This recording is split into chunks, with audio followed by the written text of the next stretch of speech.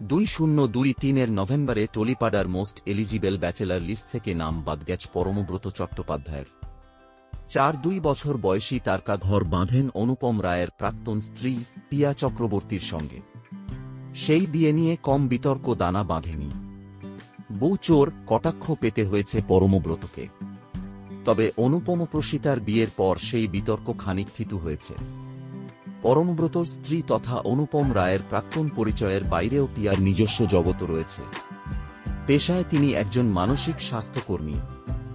Social মিডিয়াতেও তিনি বেশ অ্যাক্টিভ। শনিবার রাতে সোশ্যাল মিডিয়ায় সন্তানের সঙ্গে ছবি দিলেন পরম। আদরে সোহাগে মাখামাখি সেই ছবি। পরমের মেয়ের নাম নীনা।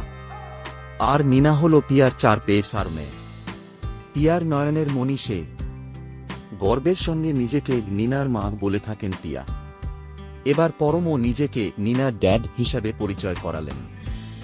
2টি ছবি পোস্ট করেছেন পরম। প্রথমটিতে নীনাকে বুকে জড়িয়ে রয়েছেন, অপরটিতে নীনাকে আদুরে চুমু খেতে যাচ্ছেন। ছবির ক্যাপশনে লেখা, শনিবার রাতের আলিঙ্গন, নীনা আর নীনার ড্যাড। ছবি তুলে দিয়েছেন নীনার মা পিয়া চক্রবর্তী। সম্প্রতি সোশ্যাল মিডিয়া থেকে একটু দূরে পিয়া। কারণ নীনার পাশাপাশি এখন তার জীবনে এসেছে আরেক ছোট্ট প্রাণ। সেই ছোট্ট প্রাণ হল একটি বিড়াল ছানা। আদর করে তার নাম রেখেছেন বাঘা।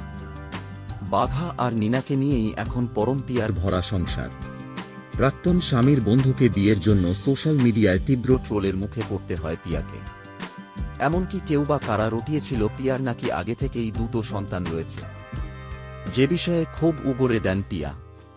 TV9কে দেওয়া সাক্ষাৎকারে পিয়া বলেন, আমি খুবই বিরক্ত হয়েছি। অনেকদিন ধরেই মিথ্যে রটনা চলছে। যবে থেকে আমি পরমকে বিয়ে করেছি তখন থেকেই বিভিন্ন পোস্ট ইউটিউব ভিডিওতে দেখছি আমার নাকি 2টো সন্তান আছে। এতদিন এ বিষয়ে উত্তর দিইনি, কারণ প্রয়োজন বোধ করিনি।